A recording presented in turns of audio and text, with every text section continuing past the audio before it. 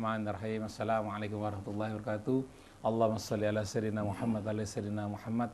Ya, seperti biasa Radio Silaturahim dan Rasil TV menampilkan acara kalau pagi hari itu dialog pagi bersama Ustadz Husein Alatas, Ustadz Heri Nuri dan Angkal Firman. Dan alhamdulillah kali ini kita kedatangan tamu Bapak Abdullah Jufri atau kita biasa memanggilnya Abah.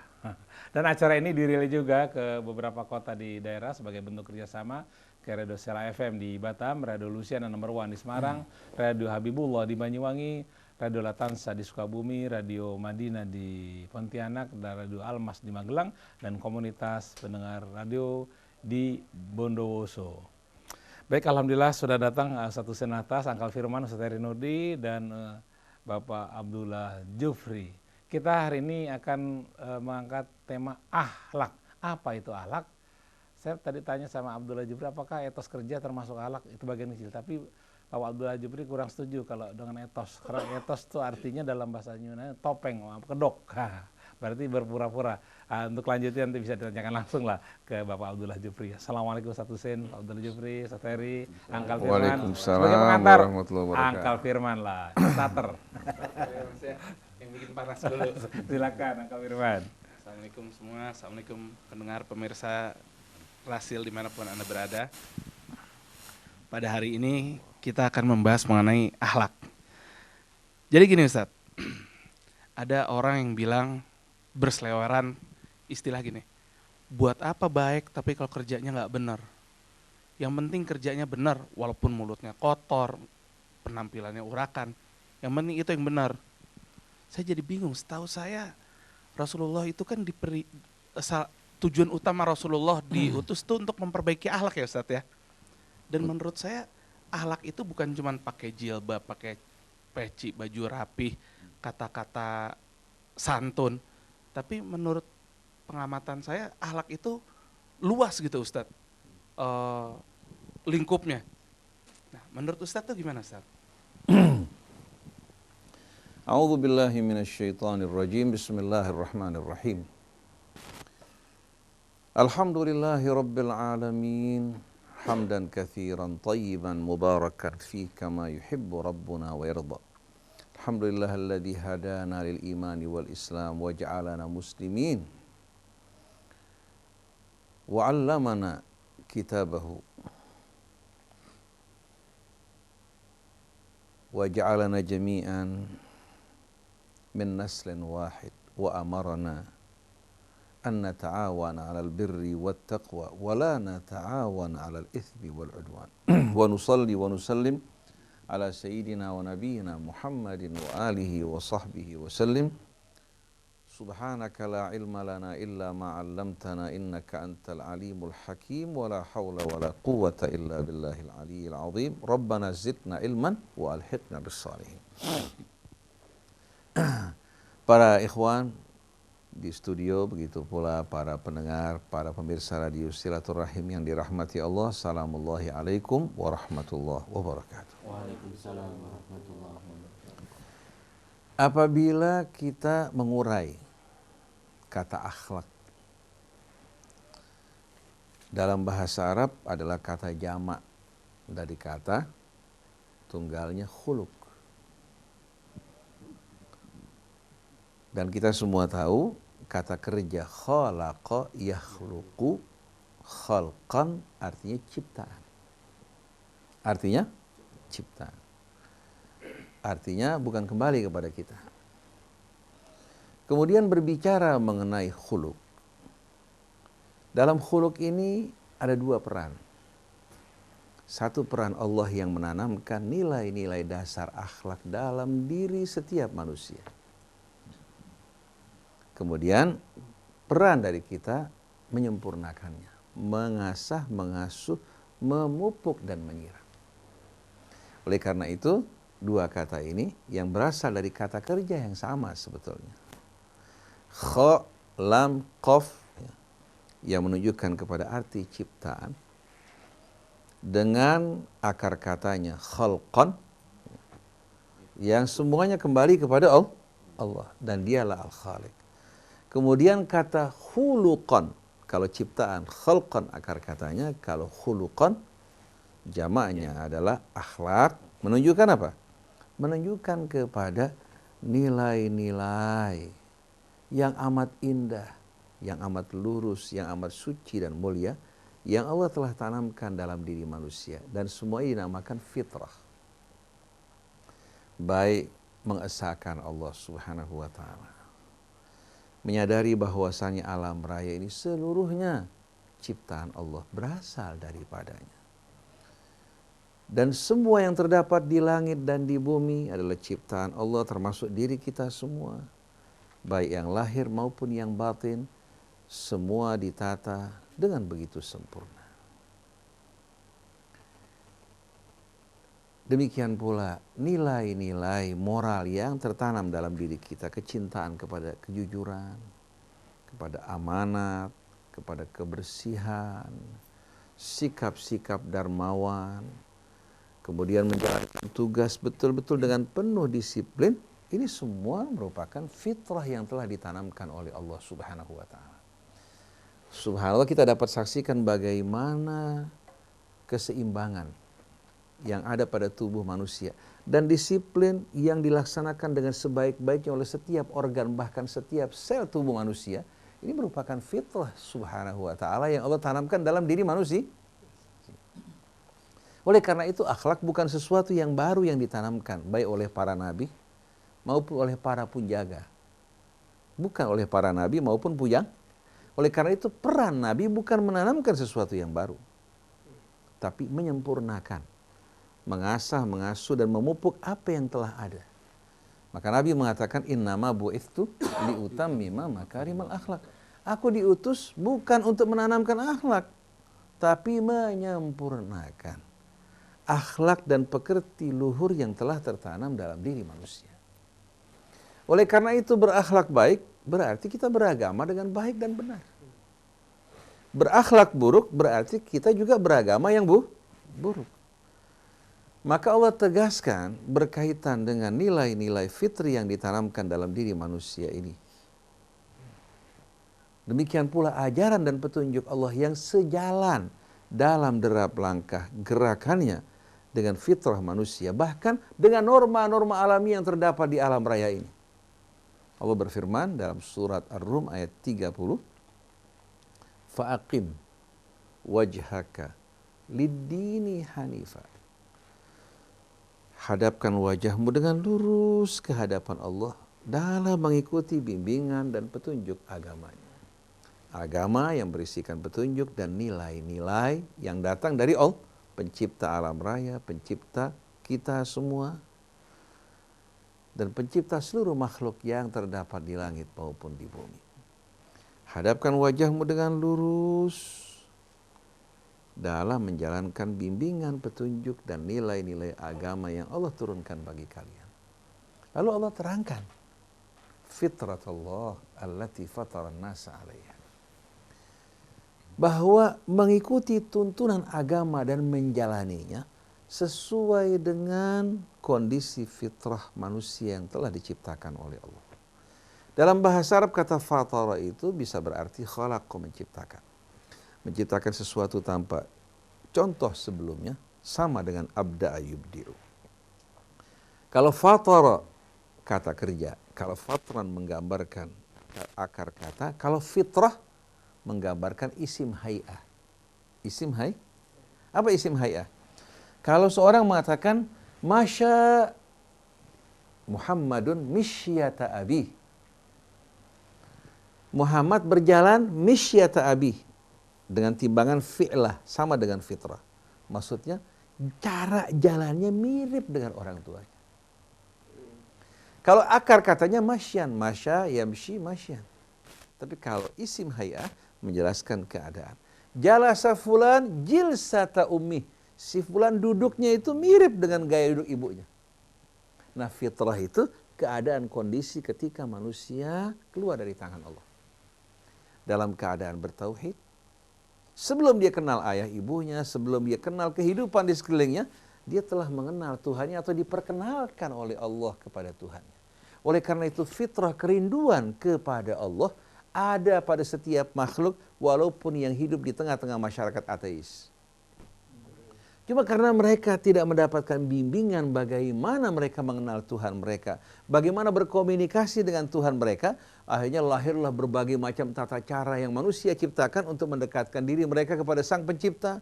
Ada yang dengan menyembah matahari, ada yang menyembah bulan, ada yang menyembah api, ada yang menyembah binatang-binatang, karena mereka merasakan ada hubungan antara semuanya dengan apa? Dengan kekuasaan yang ada di belakang layar yang mengatur segala sesuatu. Nah, untuk membuat manusia tidak mengalami kebingungan dalam mencari pencipta mereka, Allah berikan bimbingan dan petunjuk kepada mereka, menerangkan bagaimana hakikat Sang Pencipta yang telah menciptakan mereka setelah Allah tanamkan dalam hati mereka fitrah tauhid.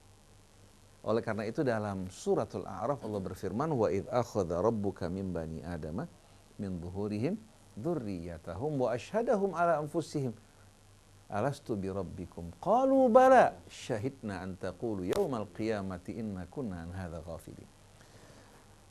Allah terangkan ketika Allah mengambil anak keturunan Adam dari sulbi-sulbi orang tua mereka.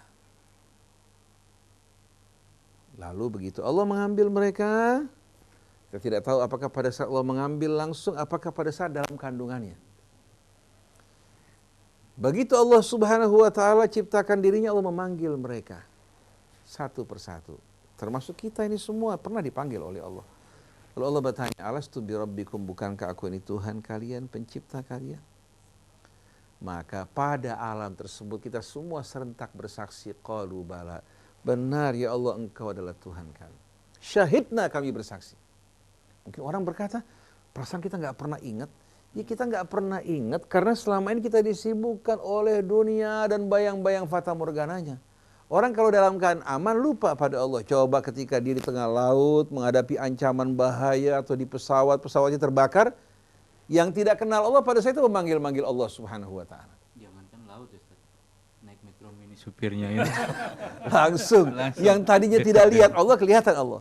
Jadi selubung ini yang menyelubungi hati kita membuat kita lupa pada Allah. Lalu Allah terangkan, kenapa aku ambil kesaksian kalian pada saat ini. Antaqulu yaumal qiyamati inna kunna an hadza ghafilin, agar kalian tidak beralasan di hari kiamat, ya Allah kami kan tidak kenal kamu, tidak tahu menahu tentang engkau. Au taqulu inna ma asyraka abauna min qablu, atau kalian beralasan, ya Allah kan orang-orang tua kami sebelumnya telah mempersekutukan engkau. Wa kunna dzurriyyatan min ba'dihim, kita cuma ikut di belakang mereka, afatuhlikuna bima fa'alal mubtilun. Masa kamu hukum kami disebabkan karena kesalahan orang-orang tua kami yang berbuat kesalahan. Wa kadzalika nufassilul ayati wa la'allahum yarji'un, begitulah kami menguraikan ayat-ayat kami bukan untuk mereka berpikir, bukan, untuk mereka kembali. Kembali ke mana? Kembali kepada kesaksian nurani mereka ketika mereka diciptakan oleh Allah sebelum kenal ayah mereka, sebelum kenal ibu mereka, sebelum kenal segala sesuatu. Jadi ma'rifatullah merupakan fitrah yang ditanamkan Allah. Begitu pula kecintaan pada kejujuran, pada kebersihan, pada sikap amanat, sikap dermawan, sikap berani. Tanya pada orang, kamu lebih suka mana? Bersikap berani atau penakut? Dia akan marah kalau dikatakan penakut. Betul enggak? Walaupun orang pelit marah kalau kamu ini orang kikir. Siapa yang bilang? Dia merasa menurut dia sudah apa? Sudah dermawan. Jadi setiap orang cinta pada nilai-nilai yang mulia.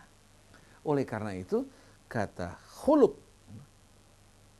yang tidak lepas dari akar kata khalaqa yakhluqu bersama kata khalqan yang diambil dari kata-kata tadi, kita lihat kalau kata ciptaan langsung kembali kepada Allah. Kalau khuluq, di samping Allah telah tanamkan pokok-pokok dasar-dasarnya dalam sanubari kita, kita bertugas untuk mengembangkannya. Nah, Rasul membantu kita untuk mengasah, mengasuh, memberikan pupuk, menyirami kita dengan contoh-contoh yang beliau tunjukkan bagi kita.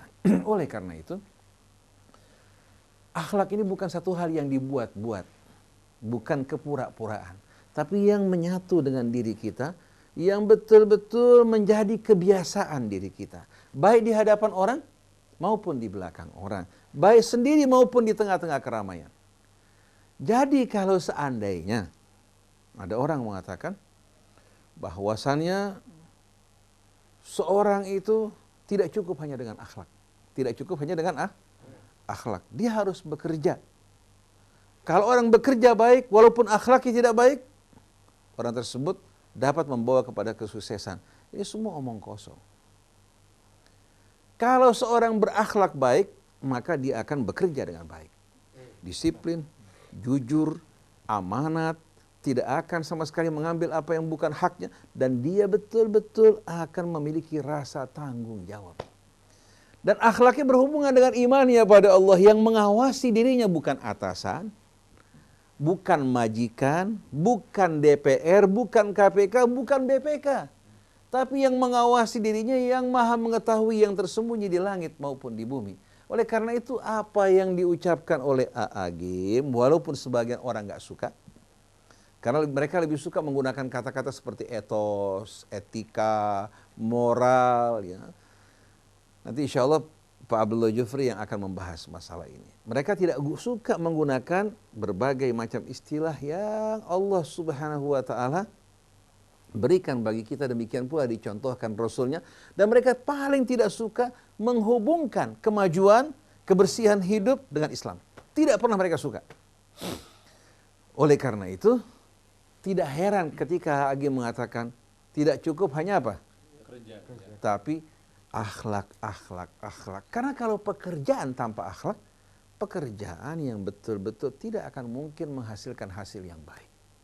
Oleh karena itu berakhlak, bukan hanya kita berakhlak bersama keluarga kita. Bukan hanya kita berakhlak bersama masyarakat kita. Bahkan kita berakhlak di hadapan Allah Subhanahu wa ta'ala. Bagaimana seorang hamba di hadapan Tuhannya berakhlak dengan alam raya dan sekitarnya. Bagaimana kita bersikap terhadap alam dan sekitarnya. Kita menjaga dan tidak melakukan kerusakan. Hingga Allah mengatakan setelah perintah untuk bertauhid, Allah ta'budu illallah, Allah mengatakan apa? Wala tufsidu fil ardi ba'da islahiyah. Jangan kalian merusak di atas muka bumi. Oleh karena itu, akhlak merupakan tujuan dari agama. Di saat orang berakhlak baik bersama Tuhannya, bersama dirinya, bersama keluarganya, bersama masyarakatnya, bersama bangsanya, maka dia orang yang benar-benar manusia pilihan di sisi Allah Subhanahu wa ta'ala. Jadi, jangan kita memberikan contoh yang tidak baik. Berjilbab, berjubah, berjenggot, pergi haji, bohong. Itu kan sikap dan perbuatan oknum. Bisa dilakukan oleh orang Islam, bisa dilakukan juga oleh orang-orang di luar Islam. Ini bisa saja hanya merupakan kedok dan kepura-puraan. Pakai jubah, pakai jenggot, ya. Kemudian juga hafal Al-Quran, wanitanya juga berjilbab rapi. Tapi kalau dia berbohong, dia khianat, dia rakus, ya, dia memfitnah, ini orang yang bobrok walaupun nampak di luar baik. Ini orang-orang yang busuk walaupun seolah-olah dia merupakan orang yang berpenampilan baik, mulia dan harum. Oleh karena itu Islam betul-betul melihat seseorang itu bukan hanya dari penampilannya, tapi secara menyeluruh. Oleh karena itu Rasulullah mengatakan innallaha la yanzuru ila ajsamikum wa la yanzuru ila suwarikum walakin yanzuru ila qulubikum. Allah tidak melihat kepada bentuk kalian, kepada rupa kalian, tapi melihat hati-hati kalian. Nah, hati itu dapat kita lihat melalui ucapan dan perilaku seseorang. Lidahnya, sikapnya merupakan tarjuman yang menampakkan hatinya yang sebenarnya. Oleh karena itu, akhlak ini merupakan bekal yang sebaik-baiknya bagi seorang mukmin. Dia merupakan buah keberagaman seseorang yang baik, buah dari ketakwaan seorang yang baik. Maka apabila seorang sholat, berpuasa, berumrah, berhaji, bertasbih, qiyamul lail, tapi dia berdusta, berkhianat, dan tidak menjalankan kewajibannya, dia bukan seorang muslim yang baik, bukan seorang yang berakhlak yang baik, dan di mata Allah semua amal ibadahnya tidak berguna sedikit pun. Ustaz Heri, jadi akhlak itu menyeluruh, nggak bisa dipotong-potong doang. Sebelum ke Pak Abdul Jufri, saya mau nanya ke Ustaz Heri dulu. Ustaz, di pergaulan saya banyak yang kayak gini, Ustaz. Biarpun tampilan gua begini, mulut berantakan juga, yang penting nggak munafik, tetap baik. Gimana tuh, Ustaz? Bismillahirrahmanirrahim. Assalamualaikum Ustaz Hussein. Waalaikumsalam. Abah, Mas Krisna dan teman-teman semua. Saya sebetulnya pengen cerita soal yang lebih agak jauh menyimpang. Jawab dulu, ya, enggak, harus dijawab dengan cerita. kita itu sekarang tuh lebih dikendalikan oleh sesuatu yang instan, itu problemnya. Misalnya contohnya, neraka gua bukan urusan lu, surga lu belum tentu juga sudah disiapin. Itu kan idiom-idiom yang muncul di internet, Facebook, Twitter, Instagram. Lu nggak usah ngurusin neraka gua dah, orang lu juga belum tentu dapat surga. Itu ditanamkan menjadi ideologi. Pertanyaan yang tadi itu berasal dari situ. Ditanamkan sebagai ideologi. Akhlak. Dibantah sama ada seorang yang menulis di Facebooknya bahwa akhlak yang dimaksud tuh yang seperti apa? Apakah Agim yang menyampaikan akhlak itu? Jadi kita ini sedang diadu sebetulnya. Dibentur-benturkan. Yang dibentur-benturkan itu pemahamannya tidak terlalu mendalam. Contohnya begini. Sebagian besar kaum muslimin hari ini sangat dipengaruhi sikapnya, keberpihakannya, opininya hanya dengan broadcast dan WhatsApp. Cara beragamanya, ilmunya dipengaruhi oleh sesuatu yang semuanya serba instan. Gimana sih kita bisa belajar dari Twitter yang hanya 140 karakter?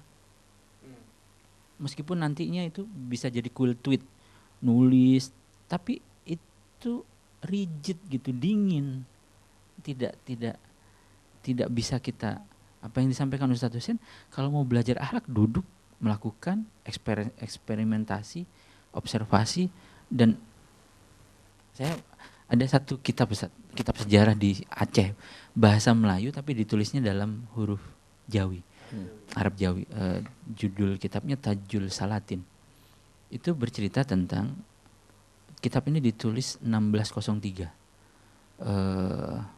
Bercerita tentang seorang raja yang berusaha untuk menunaikan ibadah haji. Lalu ketemu gurunya, seorang ulama yang sudah baru pulang haji. Kata rajanya, dia bilang gini, Ustadz, aku ini pengen mendapatkan gelar haji, tapi persiapannya kok begitu berat dan besar. Apakah harus memang ke tanah suci? Kata guru ngajinya, haji itu memang wajib ditunaikan. Tapi akhlak seorang hujaj, seorang haji itu bisa diimplementasikan tanpa perlu ke sana. Untuk mendapatkan pahala berhaji, kata gurunya ini. Seorang raja berbuat adil, insya Allah Allah menganugerahkan 60 pahala haji kepada kamu. Dia tanamkan betul akhlak seorang pemimpin yang berbuat adil supaya mendapatkan ganjaran. Kitab ini sebetulnya Ustaz bercerita bukan tentang akhlak, tapi tentang kumpulan perjalanan haji di masa-masa itu. Dan itu sudah terjadi loh. Bagaimana Sultan Banten diberikan anugerah oleh Syarif Mekah, yang akhirnya anugerah Sultan ini membuat iri Sultan Mataram. Akhirnya Sultan Mataram juga pergi ke Tanah Suci ingin mendapatkan gelar Sultan. Dan kemudian Sultan Batem sama Sultan Mataram menjadi berantem gara-gara gelar Sultan.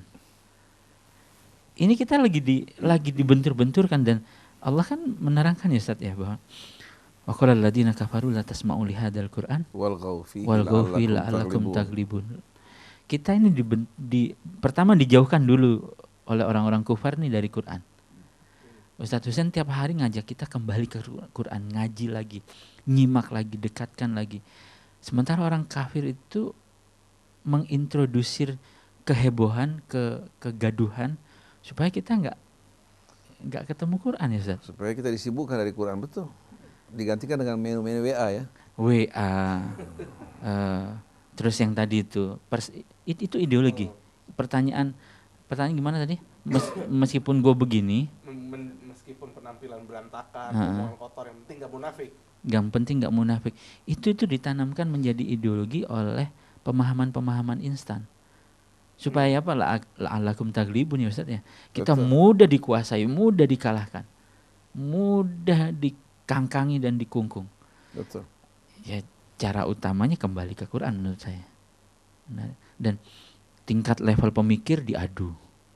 Ini yang ngomong bahwa kerja aja nggak cukup, lalu kemudian Agim menambahkan akhlak. sebetulnya akhlak yang disampaikan Agim itu untuk mengkritik Presiden Jokowi bahwa kerja itu nggak cukup, harus berdasarkan akhlak. Saya apa susahnya sih sebetulnya Presiden Jokowi ketemu Habib Rizik misalnya, itu menunjukkan akhlak. Apa susahnya Presiden Jokowi menemui pemimpin-pemimpin umat yang sedang menyampaikan aspirasinya, bukan orang yang tidak sedang berkumpul gitu. Itu bagian dari akhlak dan bagian dari kerja keras menurut saya, menyatukan ini. Jadi saya mengalahkan hawa nafsu. Saya menyampaikan kalau tadi Abah Jufri sempat menyinggung sebelum kita siaran. Katanya etos itu artinya kedok ya, Bah? Boleh kami diterangkan, Bah? Silakan, Abah. Bismillahirrahmanirrahim. Allahumma shalli ala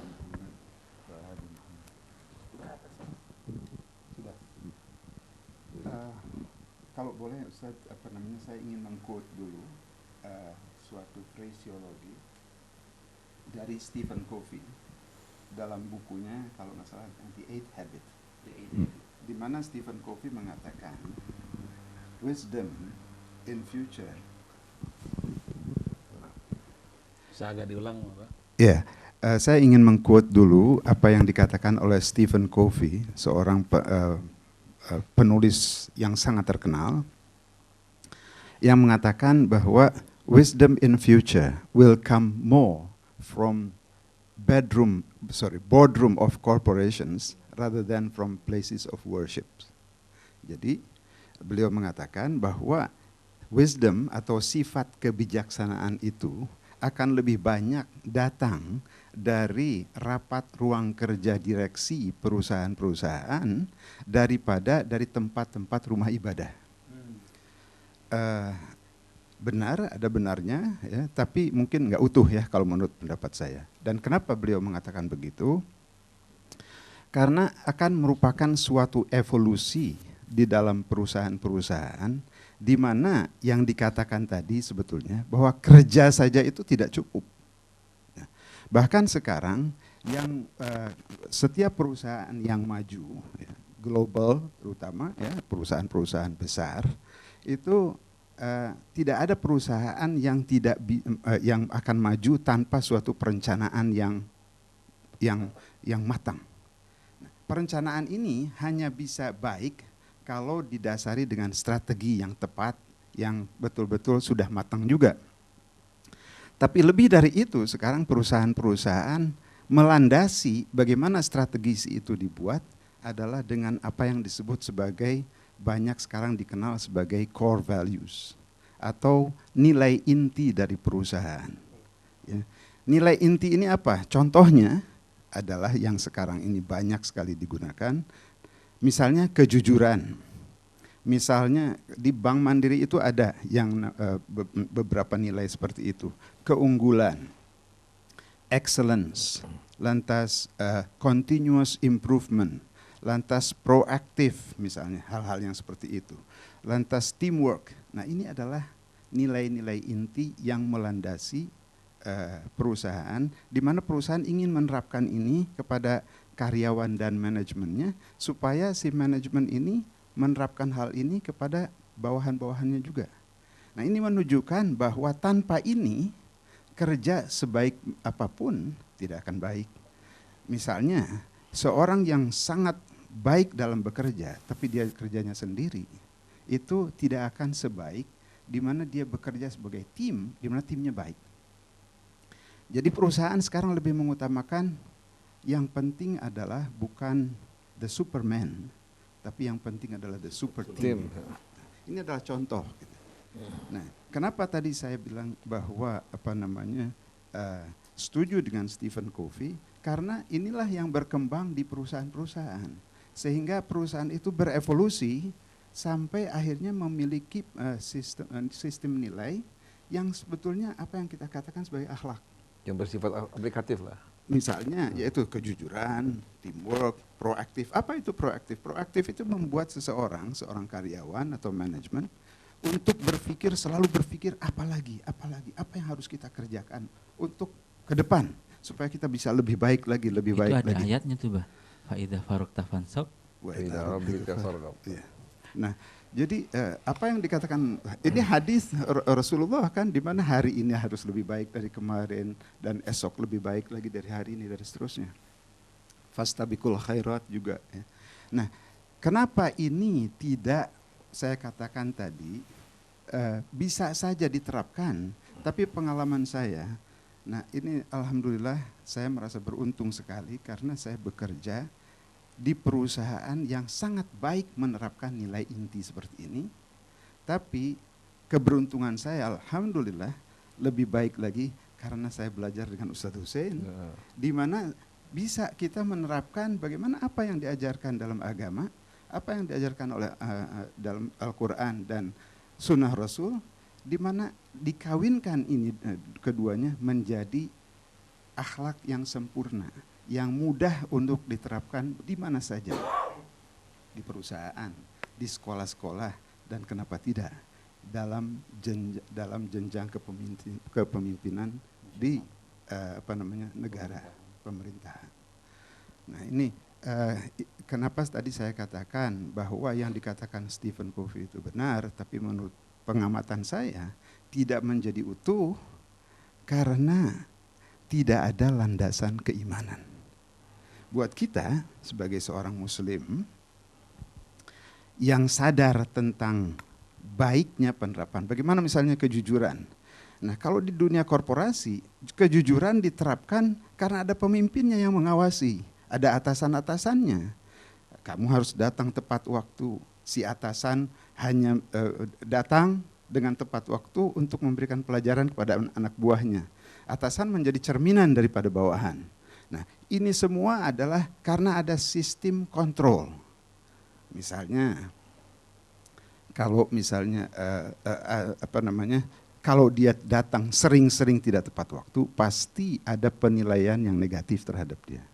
Tetapi kalau landasannya adalah keimanan, dia tidak perlu pengontrol yang manusiawi karena dirinya sendiri atas dasar kepercayaannya kepada Allah bahwa baik untuk saya datang tepat waktu karena ini saya sedang beribadah, bekerja dalam beribadah, menjadi amanah buat saya, memberikan segalanya sesuai dengan yang diharapkan, bahkan lebih.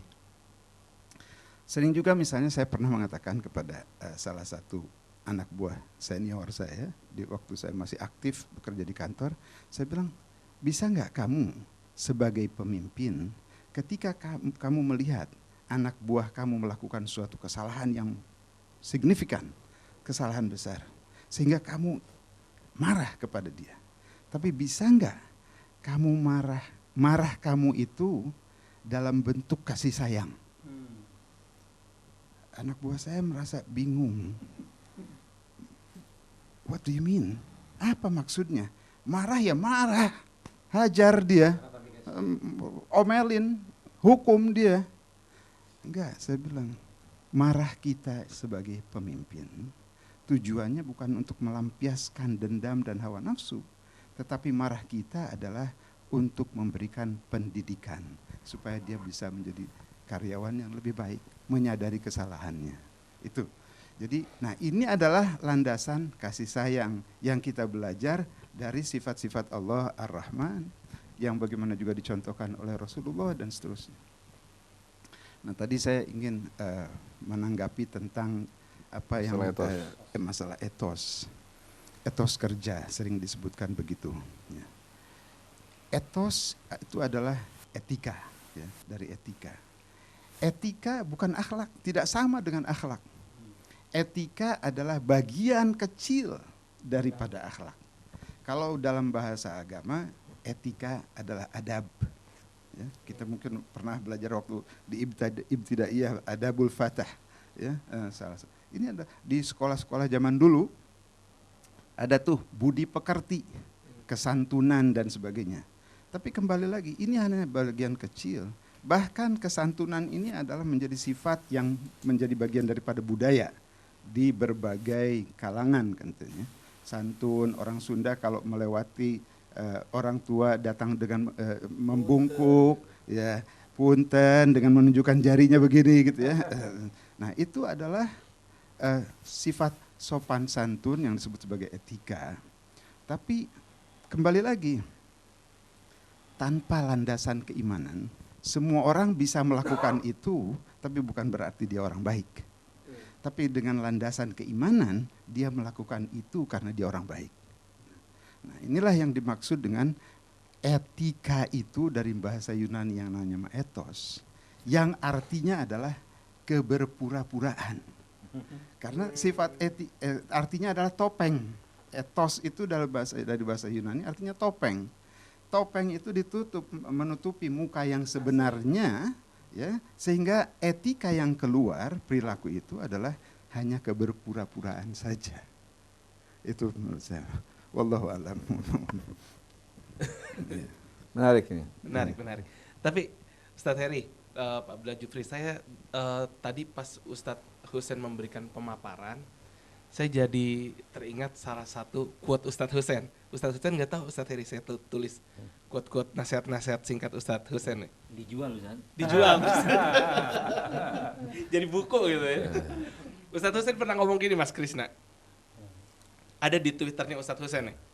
Saya yang bikin tapi ya, Ustadz Husain nggak tahu juga. Hidup ibarat sebuah buku. Tuhanlah yang menyediakan pena, tapi kitalah penulisnya. Maksudnya apa ini Ustaz?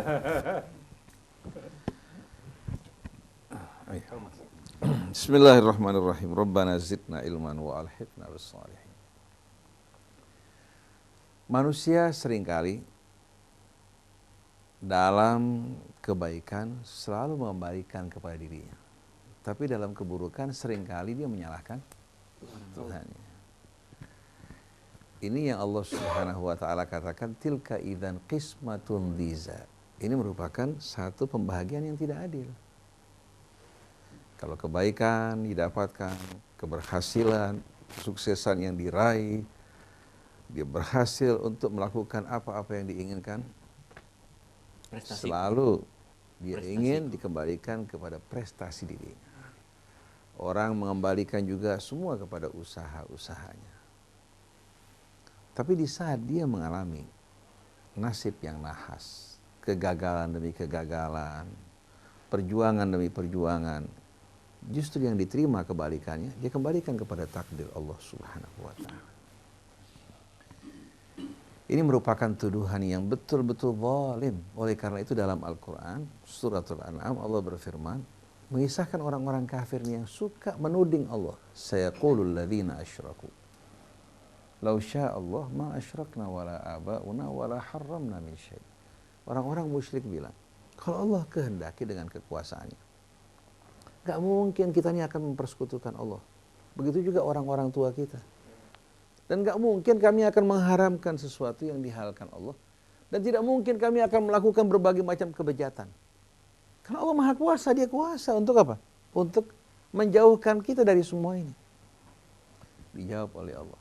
Kadzalika kadzdzaba alladziina min qablihim hatta dzaqu ba'sa. Demikianlah orang-orang sebelum mereka pun ketika mendustakan para rasul, ayat-ayat Allah, kebenaran dan dasar-dasar logika dan fitrah yang Allah tanamkan dalam diri mereka, mereka juga mengucapkan hal seperti ini. Hingga akhirnya sebagai akibatnya mereka terkena azab kami. Qul hal indakum min ilmin fatukhrijuhu lana. Katakan pada mereka, kalian punya bukti-bukti fakta ilmiah yang mendukung pernyataan kalian tadi. Fatukhrijuhu lana, agar kalian tampakkan di hadapan kami. In tattabi'una illa dhanna wa in antum illa takhrusun. Kalian ini hanya mengikuti dugaan dan meraba-raba di tengah kegelapan. Qul falillahil hujjatul balighatu falau syaa'a lahadakum ajma'in. Katakan, Allah mempunyai bukti argumentasi yang tidak terbantahkan bahwa Allah telah memberikan kalian kehidupan yang begitu mulia sebagai khalifahnya, memberikan kalian kehendak, memberikan kalian kemampuan untuk berusaha dan berfikir. Allah menyediakan kehidupan ini bagaikan lembaran. Pena diserahkan pada kalian untuk menulis. Kalau kalian menulis kebaikan, itu usaha kalian. Yang Allah berikan balasan yang lebih baik dari apa yang kalian lakukan. Menuliskan keburukan, menanam keburukan, apa yang kalian terima, itu akibat dari ulah perbuatan kalian. Kamu yang menanam, Allah yang menumbuhkan. Kamu yang berusaha, Allah yang menganugerahkan nikmat-nikmat yang begitu besar. Kau berobat dan mengobati, Allah yang memberikan kesembuhan. Jadi kesimpulannya, manusia Allah Subhanahu wa taala berikan balasan sesuai dengan usaha dan pilihannya. Demikian pula sesuai dengan perjuangannya, dia akan mendapat imbalannya dengan penuh keadilan. Dan tidak pernah Allah Subhanahu wa taala berlaku zalim pada hambanya, menggiring dirinya untuk berbuat kemaksiatan atau menghalang-halangi dirinya untuk berbuat kebaikan. Malah kebaikan dibalas berlipat kali ganda hingga 700 kali lipat. Keburukannya hanya dibalas sesuai dengan perbuatannya. Bila dia menyesal memohon ampun, Allah akan bersihkan dari semua dosanya. Di mana patut mereka menuduh Allah dengan tuduhan yang tidak benar. Jadi kita perhatikan bersama-sama, ini kembali juga kepada akhlak. Akhlak atau khuluk yang Allah telah tanamkan dalam diri manusia sebagai fitrah. Di samping menunjukkan kerinduan pada Allah, kecintaan pada kebenaran. Nah, di saat dia terbiasa dengan kebiasaan yang buruk, yang menyalahi fitrahnya, tetap dia tidak ingin dikatakan sebagai orang yang buruk. Dia ingin tetap dikatakan sebagai orang baik. Maka dia lakukanlah pembenaran yang memutar balikkan fakta. Yang buruk dikatakan baik, yang baik dikatakan buruk. Seperti seorang pelacur. Dia melacur di tengah-tengah kota, pulang ke kampung, dia tutupi dirinya dengan jilbab, dengan pakaian-pakaian ibu-ibu yang soleh, hadir di majelis taklim, memberikan sedekah dan bantuan. Waktu orang tanya, ibu kerjanya apa di Jakarta? Saya sebagai supervisor atau ustadzah. Artinya apa? Karena keinginan dia tampil di muka umum sebagai orang baik. Seorang perampok di saat merampok, dia biasanya pergi dari kampungnya ke tempat lain, tutup dia punya muka. Selesai dia merampok, dia berikan bantuan buat peringatan Maulid, Isra Mi'raj, pembangunan masjid, sekolah-sekolah, datang membawakan amplop buat para ulama, mendapatkan doa dari masyarakat. Padahal yang dilakukan, nah itu yang dinamakan etos. Betul. Menutupi wajah aslinya, karena setiap manusia selalu ingin tampil dalam keadaan baik dan dipandang baik. Tapi kalau hanya dipandang baik, dirinya tidak baik, kebohongan. Betul enggak? Nah, kalau tadi yang Uncle Firman katakan, biar mulut saya kotor, biar saya punya penampilan kotor, tapi hati saya baik, tidak munafik. Itu kedustaan. Satu orang datang ke hadapan Nabi, mengatakan walaupun saya ini berbuat keburukan, berbuat ini, tapi tetap saya punya hati berbaik sangka pada Allah. Dijawab, lau sadaqul dhanna la sadaqul, alau ahsanud dhanna la ahsanul amal. Kalau mereka berbaik sangka pada Allah, pasti amal mereka akan baik. Kalau hati mereka baik, pasti mulut mereka juga akan baik. Karena apa yang keluar dari mulut, yang nampak dari perilaku, kembali kepada hati kita. Nabi mengatakan bila jiwa ini baik, maka dengan sendirinya apa? Kalbu yang baik melahirkan juga amal yang baik. Kalbu yang busuk akan melahirkan perkataan dan perbuatan yang busuk. Ini merupakan fakta. Oleh karena itu menarik sekali tadi yang antum katakan, bahwa kenapa etika, akhlak kok lebih banyak kita lihat dalam apa? Profesional, tapi jauh dari lingkungan masjid, dari lingkungan gereja. Saya kemarin menerima kiriman YouTube dari Ustadz Umar Ibrahim, abahnya Akheder, yang menggambarkan seorang pendeta, kalau tidak salah di Itali. Dia membawa Injilnya pergi tukang cukur, penampilannya cukup baik. Kemudian si tukang cukur sambil mendengarkan lagu, bersopan santun, bertata krama padanya, melayani dia dan mencukur. Si pendeta sambil membaca Injil. Selesai dia mencukur. Dan kita perhatikan dua-duanya berkata dengan santun dan baik. Lalu si tukang cukur mengatakan, sebetulnya saya itu tidak percaya pada Tuhan. Langsung si pendeta tersentak. Dia bertanya, kenapa? Dia bilang, kalau memang Tuhan ada, saksikan di luar, tidak mungkin akan ada orang yang tersakiti, teraniaya, yang menderita, yang terinjak-injak kehormatannya, yang hidup dalam permainan orang-orang lain. Kalau memang ada Tuhan, tidak mungkin semua ini akan ada. Sependeta terpana dengan omongan tersebut, dia tidak mampu menjawab, langsung dia meninggalkan tempat tersebut. Kita lihat, ini sebetulnya merupakan satu hal yang kontradiksi. di mana masjid, gereja, seharusnya dari sana bersumber nilai-nilai ilahi dan nilai-nilai rabbani, tapi justru dari sana banyak bermunculan fitnah dan kebohongan. Seharusnya media-media Islam itu media-media yang menampilkan menu-menu yang menyuburkan nilai-nilai fitrah, yang mengajak pada kebenaran, keadilan, mengajak umat manusia bersatu, bukan mengotak-ngotak dan menyebarkan kebusukan. Tapi yang terjadi, seperti yang Nabi katakan, kelak akan datang satu zaman nanti, lam yabqa minal Islam illa ismu. Tidak tertinggal dari Islam kecuali hanya apa? Nama. Wa minal Qur'ani illa rasmu. Dan yang tertinggal dari Al-Quran hanya tulisan-tulisan, kaligrafi, simbol-simbol, ya. Itu yang dijumpai. Kemudian apa? Masajiduhum amirah. Masjid-masjid mereka ramai yang luar biasa. Tapi subhanallah, masajiduhum amirah wahya kharabun minal huda. Tapi dia kosong dari petunjuk Allah dan nilai-nilai yang dibawa oleh para nabi. Wa ulama'uhum syarru man tahta adimis sama. Dan ulama-ulama mereka merupakan sebobrok-bobroknya orang yang berada di bawah naungan langit. Minhum takhrujul fitnah. Dari mulut mereka keluar fitnah. Wa ilaihim ta'ud. Dan kepada mereka fitnah tersebut kembali. Jadi kalau kita perhatikan apa yang dikabarkan Nabi ini, menjadi fakta-fakta di tengah-tengah kita. Kalau seorang ustadz tidak berakhlak baik, tidak jujur, tidak amanat, memfitnah sana, memfitnah sini, menyebarkan kerusakan, mengadu domba, atau bersekongkol dengan pejabat-pejabat dan konglomerat yang zalim, bagaimana mungkin mereka dapat dikatakan sebagai ulama-ulama pewaris para nabi yang diutus untuk menyempurnakan akhlak manusia. Oleh karena itu yang Agim katakan tadi, tidak cukup hanya bekerja, tapi berakhlak.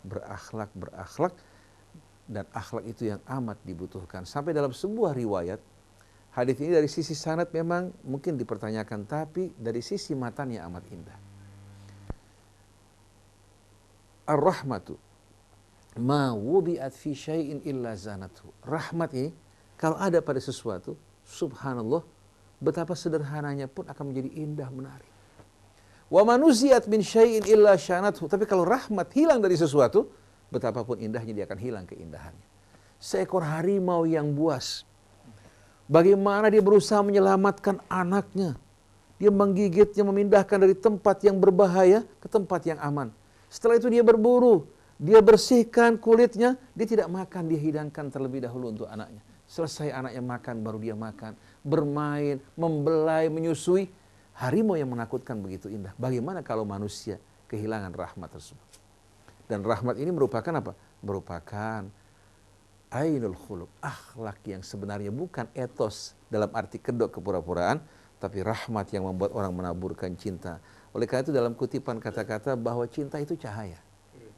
Kebencian adalah kegelapan.